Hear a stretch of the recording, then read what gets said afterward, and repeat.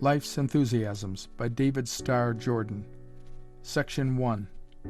It is the layman's privilege to take the text for his sermons wherever he finds it. I take mine from a French novel, a cynical story of an unpleasant person, Samuel Brohl, by Victor Cherbuliez. And this is the text and the whole sermon. Quote, "My son, we should lay up a stock of absurd enthusiasms in our youth, or else we shall reach the end of our journey with an empty heart, for we lose a great many of them by the way." End quote. And my message in its fashion shall be an appeal to enthusiasm in things of life, a call to do things because we love them, to love things because we do them, to keep the eyes open, the heart warm, and the pulses swift as we move across the field of life. To take the old world by the hand and frolic with it. This is Stevenson's recipe for joyousness.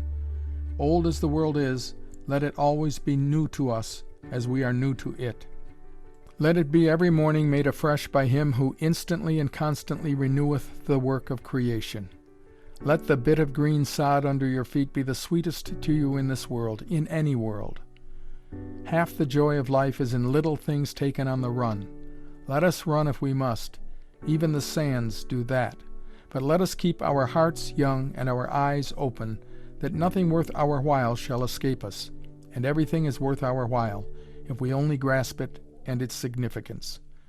As we grow older, it becomes harder to do this. A grown man sees nothing he was not ready to see in his youth. So long as enthusiasm lasts, so long is youth still with us. To make all this more direct, we may look to the various sources from which enthusiasm may be derived. What does the school give us in this direction? Intellectual drill, broadening of mental horizon, professional training, all this we expect from school, college, and university, and in every phase of this there is room for 1,000 enthusiasms. Moreover, the school gives us comradeship, the outlook on the hopes and aspirations of our fellows. It opens to us the resources of young life, the luminous visions of the boys that are to be men.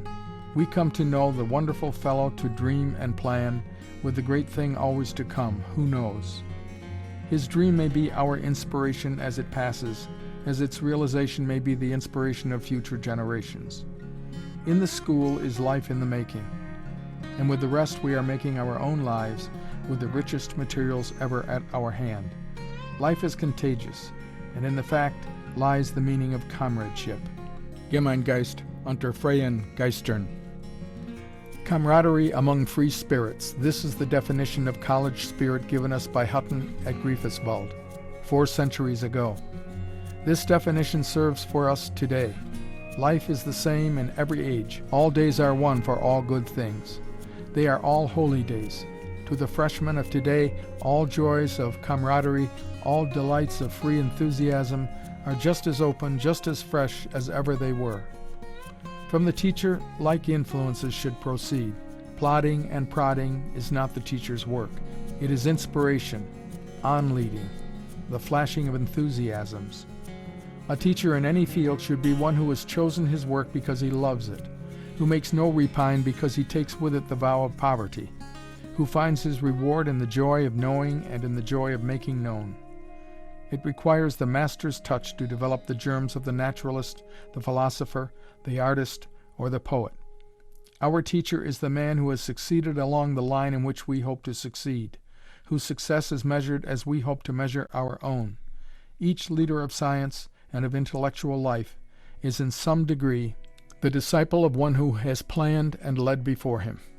There is a heredity of intellect, a heredity of action, as subtle and as real as the heredity of the continuous germplasm. Ask the teacher who has helped mold your life, who in turn was his own master. In a very few generations you trace back your lineage to one of the great teachers the world knows and loves. Who was your teacher in natural history in America? Was he a pupil of Agassiz, or was he a student of one of Agassiz's pupils? Or again, are there 3 generations back from you to the grand master of enthusiasms? And there are masters in the art of living as well as in other arts and sciences. A log with Mark Hopkins at one end and myself at the other, that was Garfield's conception of a university. It was said of Eliphalet Nott at Union College that he took the sweepings of other colleges and sent them back to society pure gold. The older students of Stanford will always show the traces of the master teacher Thoburn. In terms of life, thus he construed all problems of science, of philosophy, of religion. In terms of life, Thoburn's students will interpret all their own various problems. For in terms of life, all things we do must finally be formulated. Every observation we make, every thought of our minds, every act of our hands has in some degree an ethical basis. It involves something of right or wrong, and without adhesion to right, all thought, all action must end in folly. And there is no road to righteousness so sure as that which has right living as a traveling companion. The very humanity of men at large is in itself a source of inspiration. Study men on the trains, at the ferry, on the road, in the jungles of the forest or in the jungles of great cities. Through the ages, every human heart is human. Look for the best, and the best shall rise up always to reward you. One who has traveled among simple living people, men and women we call savages, because they live in the woods and not in cleared land or cities, will bear witness that a savage may be a perfect gentleman.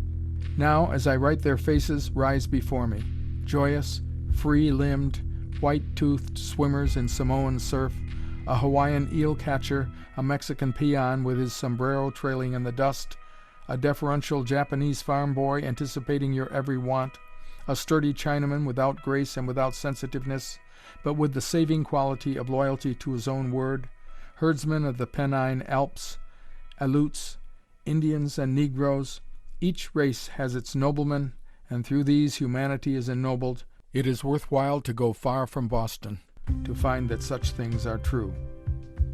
And we may look not alone among primitive folk who have never envied us our civilization or ever cared that we possessed it, but Delia Harrodsfoot, in Kipling's story, lived and died in darkest London.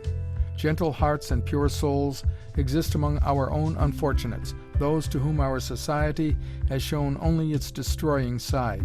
All misery and failure, as well as all virtue, has its degrees, and our social scheme is still far from the demands of perfect justice. Someone has said that the wise young man will wear out 3 dress suits in a year. This is a playful way of saying that he will not shun men and women, even those bound by the conventions of society. All such association can be made to pay, not in money, but in getting the point of view of other people. This is worthwhile, if not costing too much of time and strength. There is another maxim which can offset the first. It is from Lorimer's Chicago Pork Packer. You will meet fools enough during the day without trying to round up the main herd of them at night. But even the main herd of fools may teach its lesson to the student of human nature. It gives at least a point of departure in the study of wisdom. To study men or to kill time. What is your motive? The poorest use of time is to kill it. This is the weakest and most cowardly form of suicide. Moreover, it is never quite successful. That time which crawleth like a monstrous snake, wounded and slow and very venomous, is sure to take its own revenges.